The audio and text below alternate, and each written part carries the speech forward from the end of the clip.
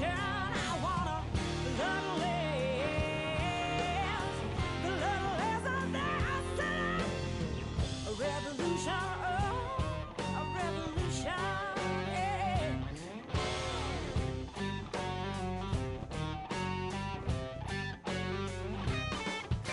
Well, welcome to the new world order. May I take your order? I speak to you in your towers, as you speak to the man with a rock in his hand. I speak not with guns but flowers. You do a little bit of crime, got yourself the big time, while purse strings hold the power. It's a gold drugs for toil, money for oil. Either way, my brother, it devours. I wanna little less, little less. Hello, Austin. I'd like to thank you for allowing me into your homes for this 14th edition of Season 5 of Esoteric Science Roundtable.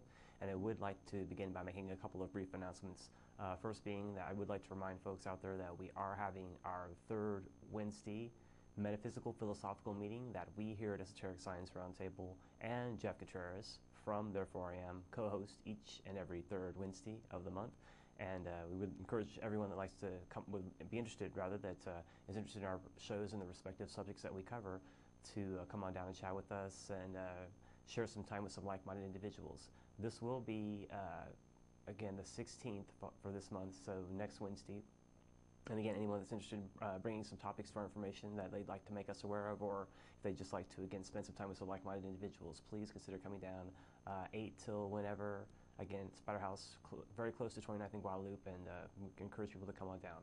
I myself will be starting a group, and this will be a study group in an actual, more like I don't want to say classroom per se, but there will be a lesson, and I will expect people to do some homework, if you will, and I want to offer that opportunity for people that are more interested in considering these ideas in a more of a study environment, and in more of a study environment. And so I will be offering some stuff beginning on second Wednesdays at Spider House, and I'll have more graphics and more information available as I'm able to give more specifics on that. But it's going to be pretty much the same location as the third Wednesday metaphysical meetings, but this will be likely a smaller group, and I'll probably have it close to the entrance of Spider House as opposed to the back area, so that we can see people coming in, and I'll have some way to indicate that, you know, here, this is where the class is going to be held and what have you. So if people will consider that as well, that's something that you're interested in as well, because it's going to be happening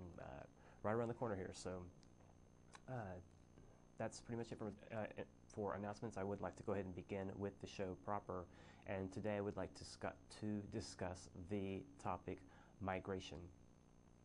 I want to use this term migration in the context of migration, certainly we think of animals, and I'll touch upon that a bit, but ultimately migration of people from place to place, and how there is an esoteric underlying aspect to that. I'd like to get into and delve into some aspects of that and consider that this evening.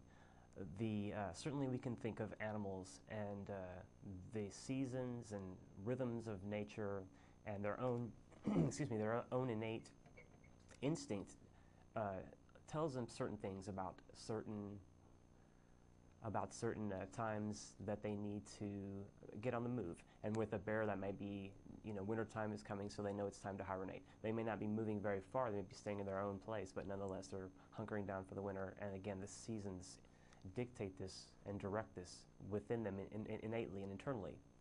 And very much more so with the birds that oftentimes migrate long distances. I guess fish in some cases too, I could throw them in too. But the birds certainly do migrate a long distance, and they pick up and go, the whole pack of them, and the whole group of them rather, and they end up going again a long distance. And so this example of this in nature ties into the energetic aspect underlying this is very interesting, and it also can be correlated to other movement within nature. And again, I'm considering more so obviously the conscious aspects of our life on the globe.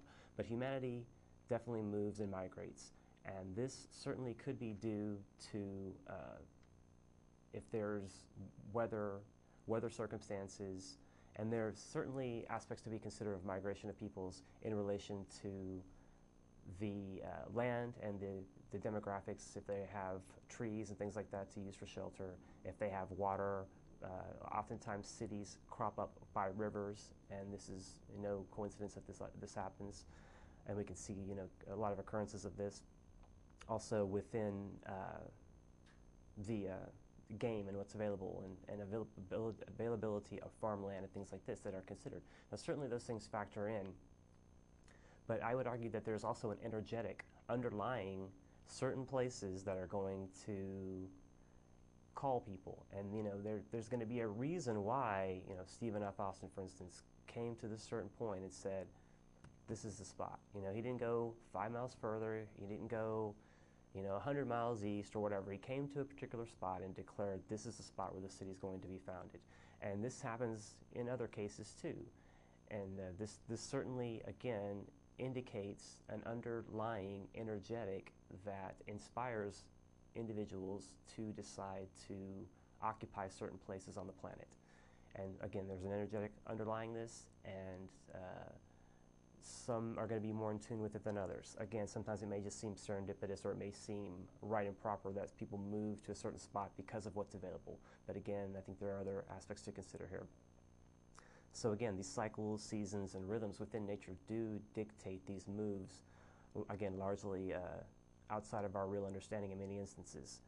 And so this definitely has trends and implications to what's going on right now.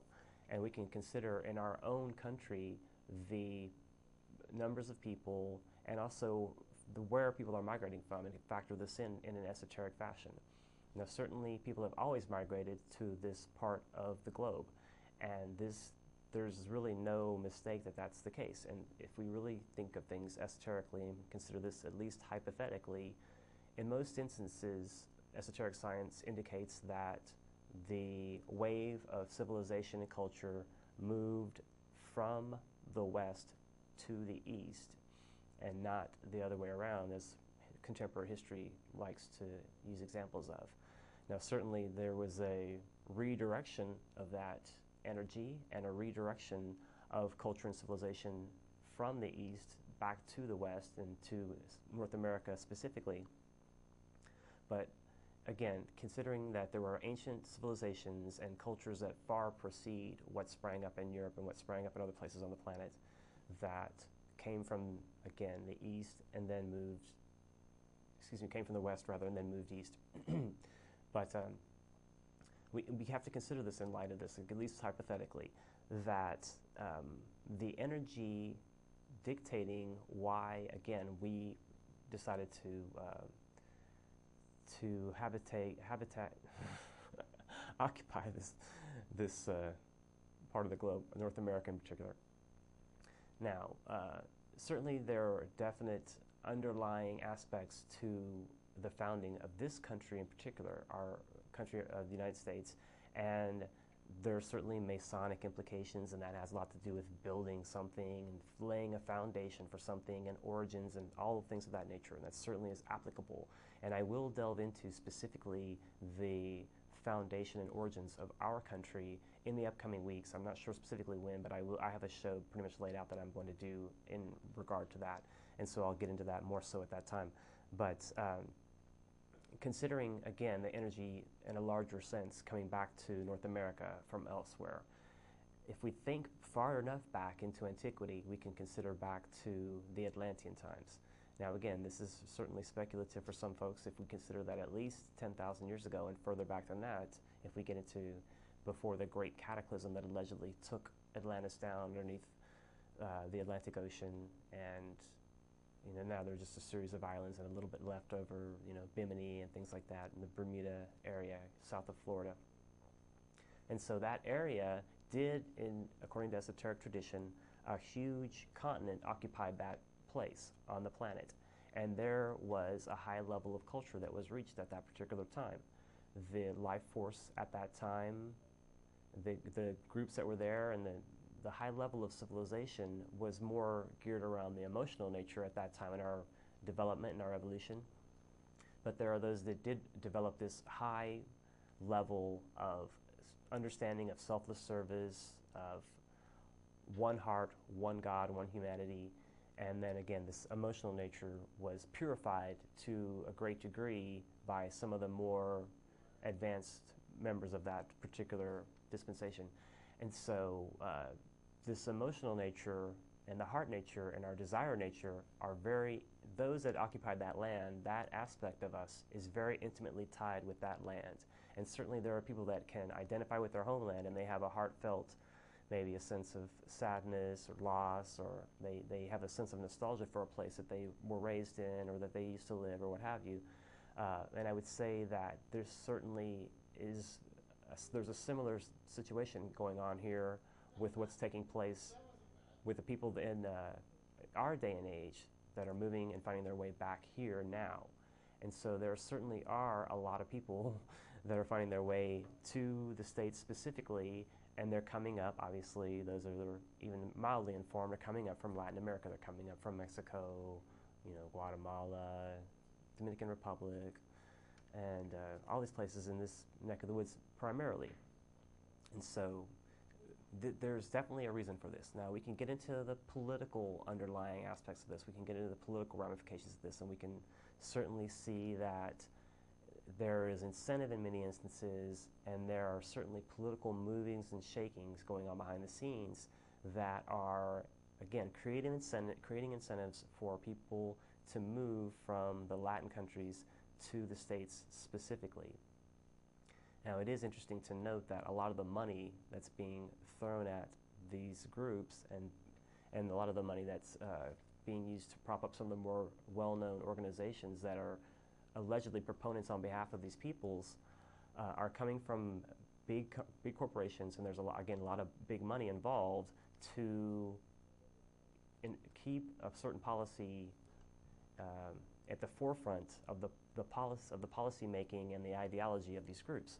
And this ultimately tends to be more divisive than not. And so you find, unfortunately, financing going on behind the scenes with these groups that seem to, more often than not, create an ideology or create a climate of anti-this and anti-that, us versus them. And so you get this whole revisited mythos of Aztlan in particular. And I would like to, again, use that as a further indication for what I'm trying to lay out here today. Aztlan, Atlan, Atlantis. It's basically the same name, another interpretation of the same great land that was once before. And so certainly there have been legends of return and myths of return to this area in great traditions. And this is part and parcel of what's taking place here. We, in essence, those of us that, and I wouldn't say everyone, but there are a large number of individuals that are migrating back to North America, United States, and Mexico, Central America in particular. Canada, I'm sure, to a lesser degree, or to a significant degree as well. But in particular, those that really feel in tune or akin to Atlantis and feel as if they had some lifetime during the existence of that great continent. And certainly they would have had likely many lifetimes on Atlantis, just like we had many lifetimes in the previous age to that, which was known as the Lemurian age, and the great continent that existed and ultimately subsided due to fire. That was the originating impetus for what became the sea group that became the Atlanteans. And this is something we see recurring through time as well, that as a group reaches its culmination of society and civilization and culture, then there will be a demise, and there will be a setting aside of a certain segment of the population that have the proper characteristics that will be able to provide the new vessels for the energy that's relevant for mankind, the evolutionary energy that's right for mankind in that particular experiment, if you will, or that particular experience. Now, certainly there are going to be other groups that are going to be put aside, and it's not as if one group takes any particular importance or superiority over the other. This is just a symptom of nature, and this is an esoteric concept that I think bears some consideration. And that, again, considering far, far back into antiquity, that there was this great continent, Lemuria, and that it did succeed due to fire, and that the physical vehicle was being developed, and then those that had that perfected more so and that were somewhat proficient within the use of the physical vehicle. This wasn't even mind being tied to the physical was really the ultimate achievement at that time. The somewhat of a cognitive use of the physical vessel was really, were some of the more advanced people at that time. And then again, getting to those that were able to carry on the next influence, those that would be proper bearers of this heart influence, this desire nature that could have the capacity to have that instilled and then accentuated within those peoples. And so this group became, again, the new crop, if you will, those originating pioneers in the Atlantean day. And so this took on, again, a whole new series of evolution, culture, and civilization rise within this great civilization, or great continent, within a long, long period of time.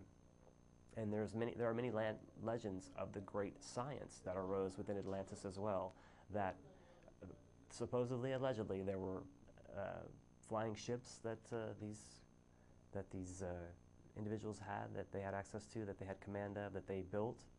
There were energy sources that far exceed what we really that we can barely only dream of, that were more of like a nuclear sort of power source. And this is something to consider as well. Again, at least just hypothetically, that there were great civilizations in the past that rise to a climax, subsided due to certain circumstances, and then were dispersed outward and became other great civilizations in their own right, more current to our time.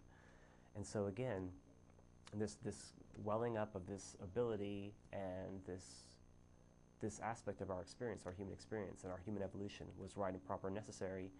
And then the legend of Atlantis is that there was a great battle. Well, there were a couple of cataclysms actually, and the final cataclysm took place wherein those that chose the aspect of desire that was for the many, that was for the one God, and then there were those that picked the aspect of desire that was for themselves, and it was very materialistic in nature and very anti-God.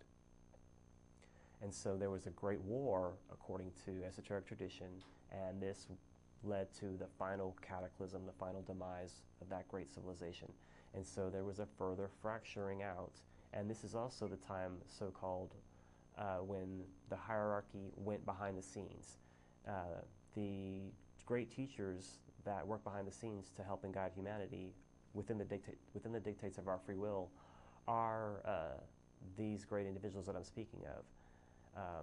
Certainly those that are of the negative ilk, they still have their place within our evolutionary process, and so I'm not going to speak disparagingly of them, but nonetheless, it was unfortunate that it had to take the series of events had to culminate in this fashion, and there had to be this great conflict. But more often than not, we as humanity enjoy conflict, and so we find ourselves battling it out. And on the physical plane, we certainly love conflict, so this is not surprising that we find this being the case. And so this dispersion took place, and the teachers that were helping to guide and help things out, that were there working hand in hand with humanity, had to start working behind the scenes. And this is another aspect of this I'd like to have factored in also. Certainly then, new groups were going to have to be the start of the so-called Aryan race. The Aryan race, in its first croppings up, ultimately led to the great civilization that we know as the Indian civilization, or the Indian culture. And so there were obviously those from Atlantis that had to find their way to India and begin with the age of the Rama and all this.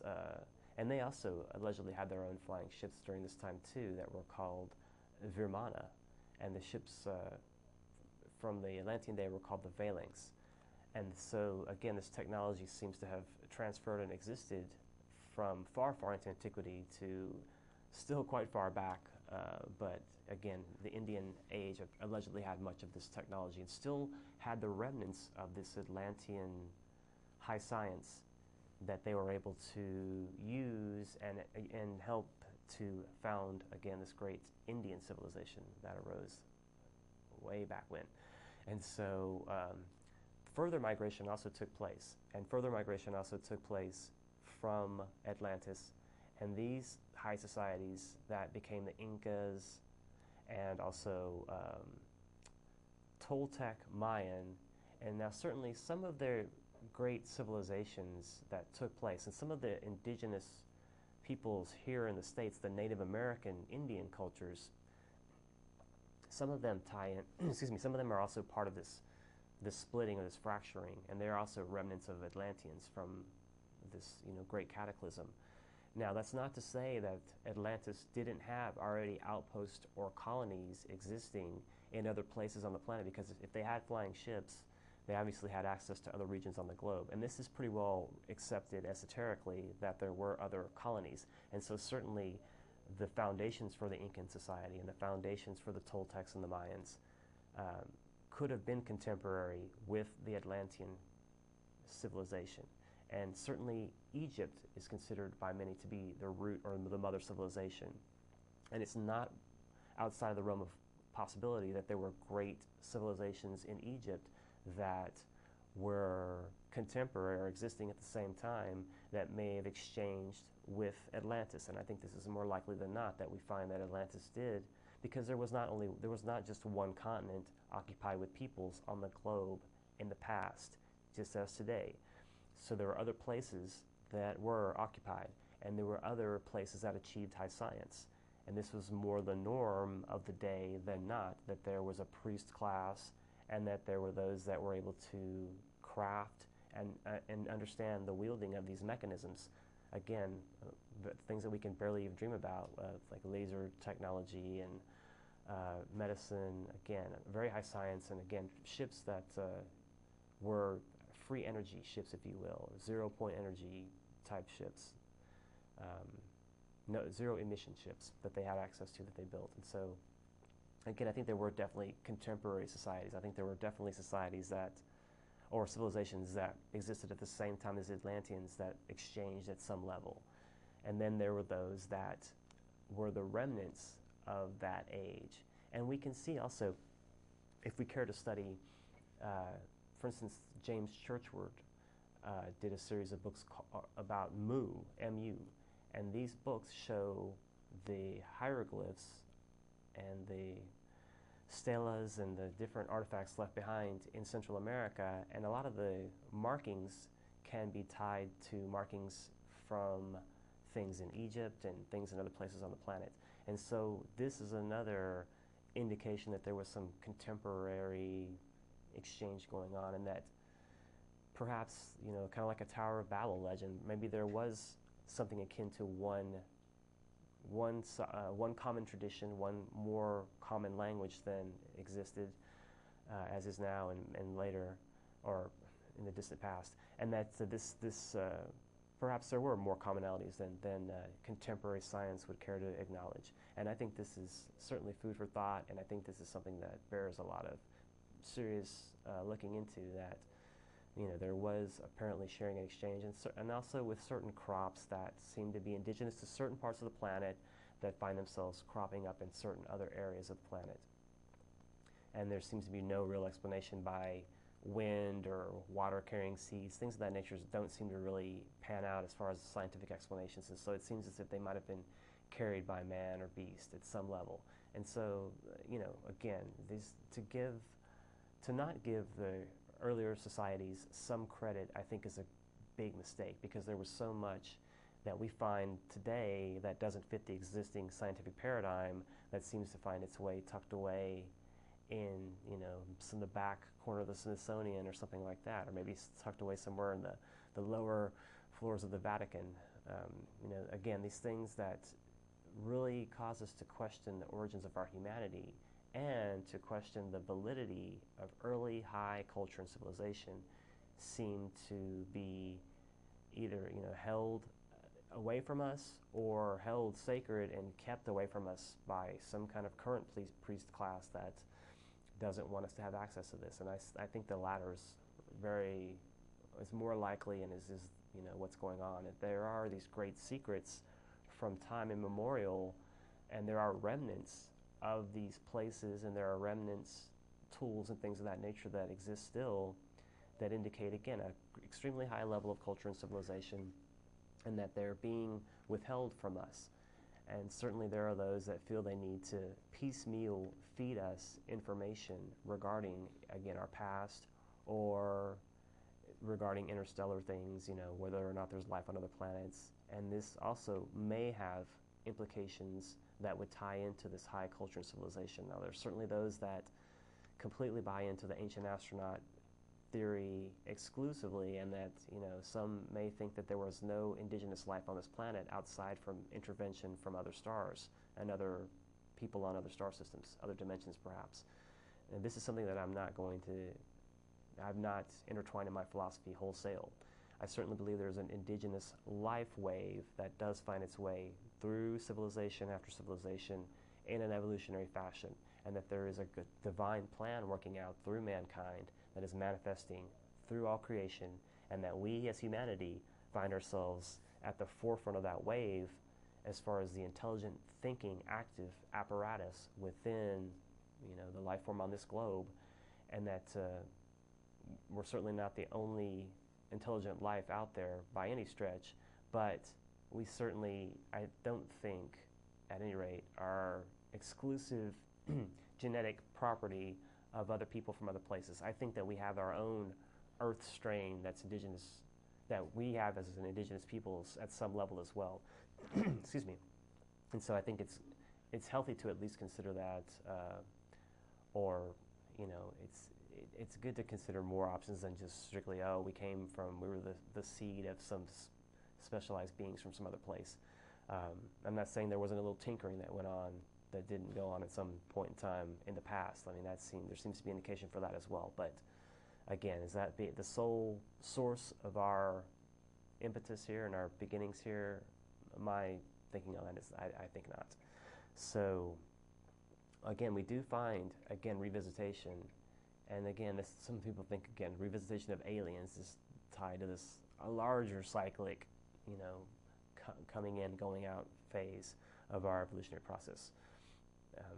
Certainly is possible. But as far as for just the globe's consideration and some of the peoples that have been migrating en masse, again, speaking of specifically more so the Latin peoples that have come back into this area, there are going to be people that move into this area that are going to be aware of their ability to offer some things to the existing culture and to be able to offer things to what's developing here on the North American continent. Some are going to be more aware of it than others, and this is just like with any place. But I think we have a really special opportunity here now if we will consider these ideas in these terms and embrace the potential excuse me, for the melting pot that's changing nowadays. Now, there's a lot of adversity going on, and there's a lot of breeding of adversity between ethnicities here in the States. And this is not surprising. This is pretty much par for the course with the powers that be, so-called. And this is going to perpetuate and continue, and as long as people are willing to buy into this whole idea, us versus them, or be so preoccupied with, and it's not that I don't understand these philosophies, but as far as jobs diminishing or the complexion of the job scenario changing rapidly, and the changing demographics and much changing within this country very rapidly, excuse me. And so certainly we can point to the political movings and shakings that are causing that to be. And we can see that this helps to stir up racial, or at least ethnic, I should say, where there's only one race. It stirs up this ethnic tension, and this is desirable by some because they can manipulate the masses by virtue of this. If they can play us one against the other, then certainly they'll have the upper hand. And this has taken place since time immemorial, and for us to get to the root of that understanding more so would be more significant in helping us understand, again, this changing complexion of what's taking place in this country right now. And so I don't expect everyone to, with open arms, embrace, every person that they see that they suspect might be coming here, migrating here. It's not going to happen likely. But there is slowly, melding of cultures taking place. This isn't going to turn into Aztlan overnight, and this is not going to turn into the new Mexico overnight. Those that think that are really, I think, on the wrong foot too, because that's the other extreme of the spectrum is not going to take its place either.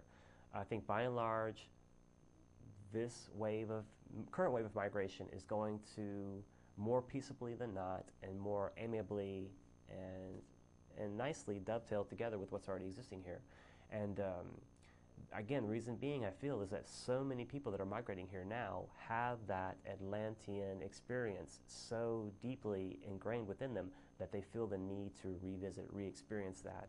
And so they're coming back now in their current incarnations, and they're finding their way back here to this area so that they can, again, as a group, collectively work together, work out karma, and work towards the future of the new unfolding of our evolutionary process. Certainly, we did incur much karma as a people in that time because people were very selfish. Again, the desire nature was being accentuated, and so people, more often than not, were very selfish and were stuck in their own material desire nature to a large degree. And so, again, this gives another opportunity for us to take some of the same energies and use them on what's known esoterically as a higher turn of the spiral, revisiting at a more complex level, in a more inclusive manner, what we've experienced previously. And so we can do this collectively. And there are those that certainly recognize and have an affinity for certain things that are from the Central America area and things like that. And certainly one indication I will give quickly would be the interest in the Mayan calendar, the resurgence of interest in that great timekeeping machine, basically. And that information that this group held, and held very sacredly and held in high esteem. And so the science is interested in the accuracy and how did this indigenous ancient people have access to this information. And there's much perplexing stuff going on there. I mean, certainly the archaeology perplexes many, the myth and the culture and the symbolism perplex many, and certainly the spiritual rebirth of many of these ideas within Western society has revitalized this current as well. And I think, again, this is right and proper, that we find energy underlying playings out, movings and shakings. We can sense this energy if we choose to tune into it as well. And those that, again, I think are already tuned in at some level, kind of outside of themselves, they really don't know why they feel so drawn to this information or these places. And that may be somebody for Egypt and things of that nature too, that we, there's a good chance we may have had a past life there, or something, ties us to these places. And again, this re-emerging of Atlantis is taking place now on this continent. And again, we see this migration of peoples that have that seed in them that are reinvesting it now in our day and age for what's taking place here for this next unfolding of our evolutionary human evolution. And so another aspect of this that we're bringing back and that's being revisited is much that the indigenous peoples of those places have held sacred over time. And we are refamiliarizing ourselves with much in the way of health. There are health supplements, there are all kinds of different roots and vines, and there are medicinal aspects. There are certainly the psychedelic aspects to some of these that people are rediscovering. And just the ancient healing knowledge, the ancient wisdom, and the simpler way in which these people lived. And this is also indicative of a rediscovery, I think, in many respects, and I would hope a healthy respect for Native American culture and civilization among people here as well. That I would say again, among more spiritually inclined people, you see this more so, that they think in terms of the myths that these ancient traditions held in high regard and held sacred. And there are people that speak of totem animals, that they have, guides, and there are people that speak in terms of elders, and there's people that speak in terms of, all different aspects, energetic aspects that relate to the cultures that these people, again, they developed and flourished in our past. And that we were, at some in some way likely playing a part in that. We were probably weaned and raised in these cultures for many lifetimes and then found our way in different places, and again finding our way back again, this return process.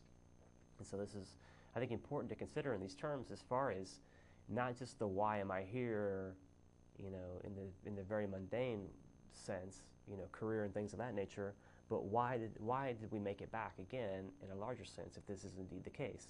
Now certainly there is again the idea of working out karma and working collectively as a group, and this does take place within a family unit, within relationships with soulmates, relationships, things like that. You do find, and then certainly you find a folk soul of certain of groups, not certain of all groups. There's a folk soul, so-called, of certain groups, in which this energy is a part of them. It's part of our genetic makeup essentially, because it's the stamp of the folk soul of this ethnic aspect of our one humanity. And so every group has their own folk souls and their own indicative qualities that are part of their makeup. And this is where you get cultural traits and ultimately choices of dialect and accents, and all these things derive from these kind of concepts, these energetics that are underlying all peoples at all time. And so again, certain people are going to find their way, they're going to want to migrate to the place that's going to allow them this unfolding. Again, in this case, I feel there's a larger unfolding, not just for individuals, and certainly everybody wants to come to the States to better themselves. We can't, you know, completely discount that concept as well. But still, the larger esoteric unfolding of energy, and that there's a group of people, a group of Atlanteans, and then there, again, you could say Mayans, if you will, or there are a group of Incans that are coming back into incarnation, that are revisiting, again, on a higher turn of the spiral, this energy, this location for the next experience. And this is allowing for, again, this appreciation and a return to a simpler approach. The simple ways of divinity. I spoke last week of a one-world religion potentially emerging on the scene, and this is a component I would like to factor into that as well. A new, healthy respect and a rediscovering of the myths and the traditions of these indigenous peoples that we can use, again, using their medicines, using the various things that they've held sacred for so long in a ritual fashion. And I think this will take place more often, or more frequently into the future. And you know, a lot of things are said about preserving the rainforest and things of that nature that have become very cliche in this day and age. But still, what we extract from these peoples and the tradition and the culture, I think, is very much going to give us a healthy indicator for the next step we should take as humanity in taking a much simpler, much more stripped down approach to our living. This certainly, technology is a lot of fun. I enjoy the benefits of technology, and I enjoy being able to broadcast the show, obviously, things of that nature I can't really knock. But still, there's still a simpler approach, I feel, that people could revisit, and they could get back into a much simpler way in which, again, they respect and make use of these old ways. And much of what, you know, is taken for granted, and much of what is just practical wisdom, common sense kind of stuff, I think will take a more important role, have a more important role in the future. And so we'll have to see how that plays out. I'm not really sure, you know. Again, there are different groups that are setting aside money, and they're lending their efforts to preserving these ancient cultures, or these indigenous cultures, again, specifically maybe South American, again, some of them within, you know, the Yucatan Peninsula and stuff like that. Another thing as well, I think we're still yet to make all the discoveries that are going to give more answers and give a fuller picture of what has gone on in the past. I think there's much more that's lying, you know, deep underneath, you know, coverings in the jungle, dense vegetation and things of that nature.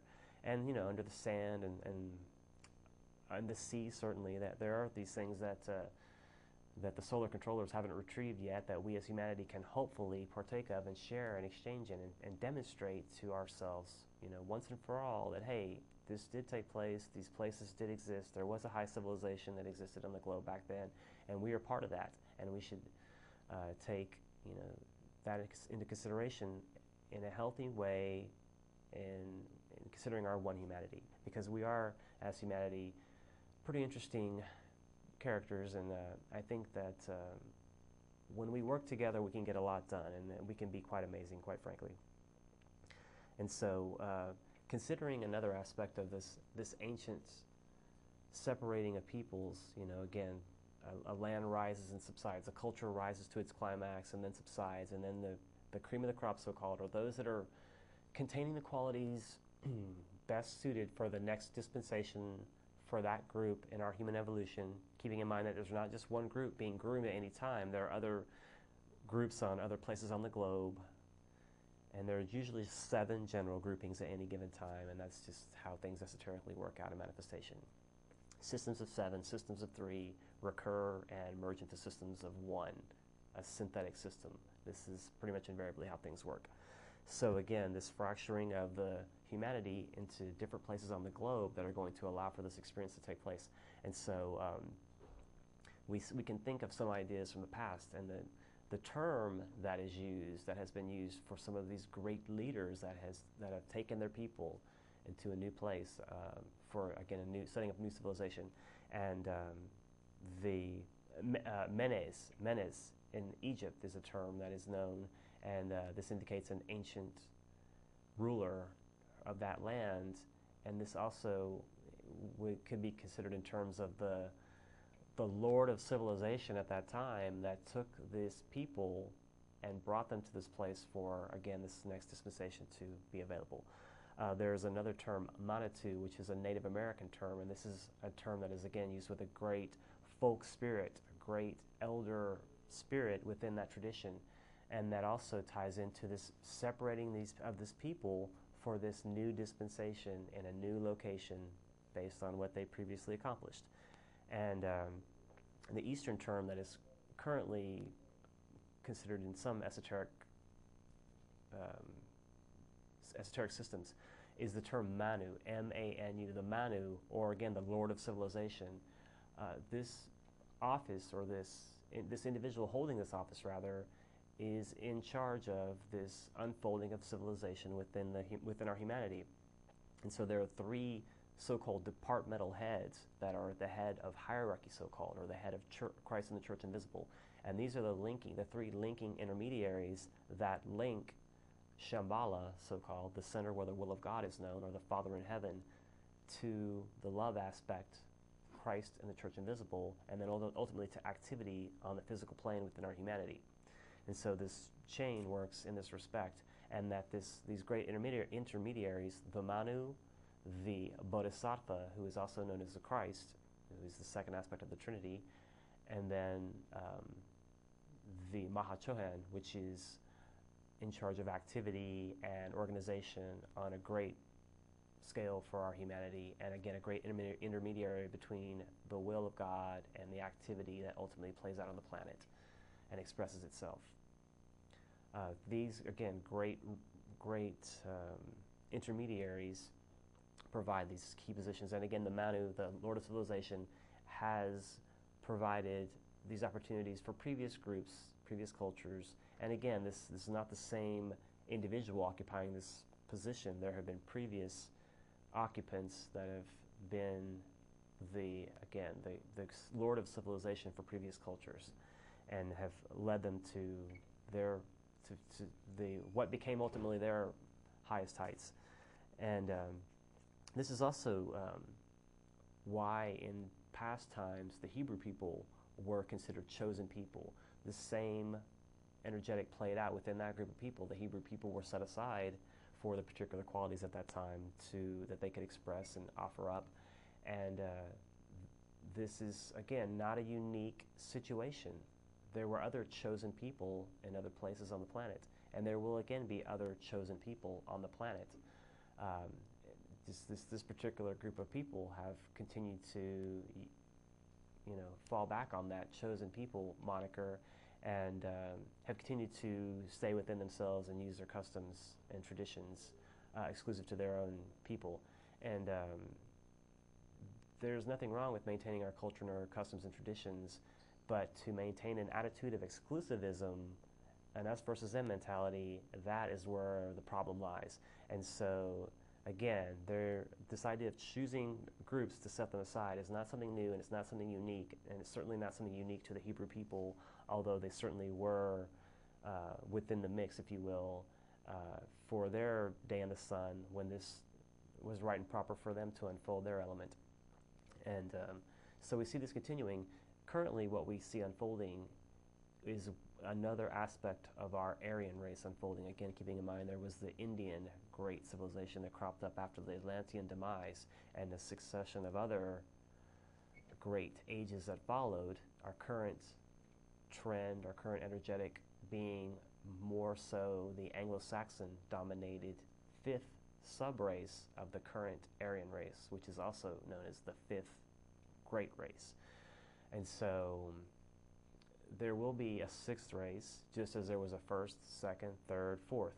The third race being the Lemurian so-called, the fourth race being the Atlantean so-called, and again the series of races currently in manifestation being the fifth, or the Aryan so-called. And again, Aryan being comprised of Indian, Persian, Chaldean, Babylonian, Hebrew, Greek, Roman, all these comprise little subsections, little sub-races within. And then now the Anglo-Saxon is phasing out. We see that the control by white men, white European men, is fading out. And so this is why you see a lot of wrangling, shaking, moving and shaking behind the scenes of a political nature, and a lot of cabals and a lot of conspiratorial actions shaking out on the globe. This is right and proper to a certain degree that we would find ourselves in this position, and that the existing power structure, those that are calling the shots behind the scenes currently, would want to hold on as long as they can in light of this changing complexion of our human evolution. Now again, this next subsection of our current Aryan race, the sixth subrace, will not be an ethnic type in the sense that we've had, Indian or Hebrew or Persian or Anglo-Saxon or what have you. This next dispensation, according to esoteric tradition, will be more of a type of thinking, a way of those that have the heart and head connected in a very unusual way will be those that will be able to manipulate and maneuver through and be the seed stock of the unfolding aspects and qualities within our humanity that are deemed desirable by those that work behind the scenes to help and guide the race. These aspects are being, those aspects that are already instilled and innate with us are being extracted, if you will, little by little. And so the germination process and the seeding is beginning already, and we can feel to a certain degree the birth pangs of this sixth subrace coming into manifestation. Now again, very, very precursorily so. I mean, this is something that's going to unfold over a very vast amount of time, and also keeping in mind that that's going to take a long time, and exactly that there still is, within our human evolution, a greater sixth race and its 7 subdivision, and then the final culmination of a 7th great race and its 7 subdivisions or subraces. And so much time is yet to be expended on the planet according to esoteric tradition. And so any ideas of, certainly there's much consideration of changing of cycles and seasons, as I said earlier, and this is right and proper according to the way that divinity works and moves in manifestation. Things have their day in the sun, and then they pass, and something new emerges, or a different version of something old emerges. And so we see this is, again, just right and proper now for what's going on here.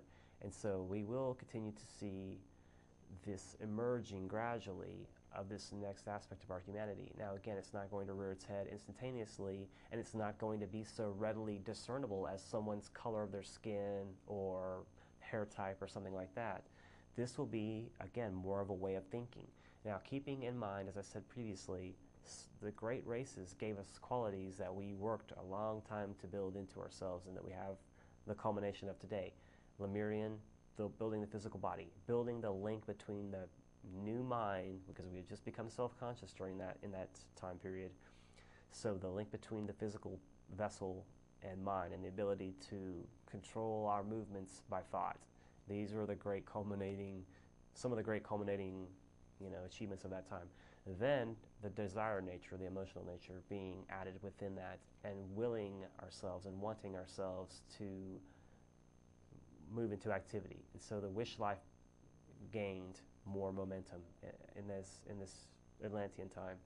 Now the fifth age that we're in now, the fifth great race, the Aryan so-called, is the age in which the quality of mind. This is also the fifth race, and the fifth sub-race, again, considering the Anglo-Saxon dispensation. So we have this component of this. We have this fractal component, and the term 5 does tie into mind, esoterically. And so it's right and proper within that consideration as well that mind would be unfolding at this time during this long process, the fifth great race. And so mind will continue to become more at the forefront of our humanity. And some of the things that we can look for, or we can consider in terms of this, the qualities that this sixth race will have by virtue of having the head, the heart, and the energy body aligned to a great degree, will be those that are en rapport with one another, an understanding of group work, an understanding of the nature of love, an understanding of the nature of one humanity, one God, and also sensing themselves in a more of a psychic fashion, more of a telepathic fashion, is more appropriate. Psychism can be more of the lower nature, and this is, again, more of the intuitive, higher aspects of our unfolding humanity, that we will become more intuitive, more understanding, more in rapport, more sympathetic. We'll be able to, feel what our fellow man is feeling to a greater degree as time progresses on the planet. And those that are able to take in this empathic quality, and those that are able to have this telepathic rapport with those that see a greater unfolding of divinity working out and see their place within that greater unfolding of divinity, will find themselves, again, likely to be on the fringes of the movement toward this upcoming sixth sub-race of our current fifth race. And this, again, will not be a specific body type. This will be someone that thinks and feels a certain way, and the component of love will be quite active within them. I'm afraid this phone box is a little bit on the sketchy side, so I don't know that I'm actually able to get any calls right now. I may have to apologize if anybody's holding on the line because this thing seems dead on this end, so unfortunately I probably won't be getting the calls. But so again, we can see the patterns of things developing. We can see the patterns of things developing certainly in a global context as far as synthesis, the synthesis towards singularity of systems. Certainly this is cause for concern for many, and I also have caution and concern about some of the rapidity with which this is taking place. But systems of synthesis, bringing forth, any kind of merging of government, any kind of merging of religion or spirituality, for a better term, systems of social exchange, even universal health care. I'm much more interested in opportunities for free choice. What if you want to go to see some kind of witch doctor kind of guy, if everybody's getting their own, fair shake at some kind of medical opportunity, everyone should be able to be treated according to the way they deem they want to be treated, whether that's scientifically acceptable or not. And so these are the difficulties we get into when we start thinking about synthesis of systems, and the symptoms of synthesis of systems as well. And so we can see how there's much concern. But again, I think as we continue to borrow from the indigenous people, and we continue to look at things in a simple fashion, certainly things can be looked at in a quite complex fashion, and that's part and parcel of the unfolding component of mind and our mental acuity in this day and age as well. It's certainly right and proper.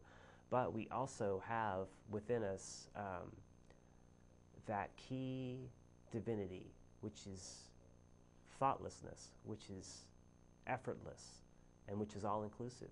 And this, getting into this place, instilling ourselves within this place or this space, and this grander, greater understanding, if we allow this to fulfill us more so, will give us some clues and some insight into what to look for, the patterns of things to come, the shape of things that are emerging on the horizon, and all aspects of human endeavor. And we can see this in relation to the lower kingdoms as well, as they're mutating and altering to fit the needing circumstances for their continuing progression in conjunction with us.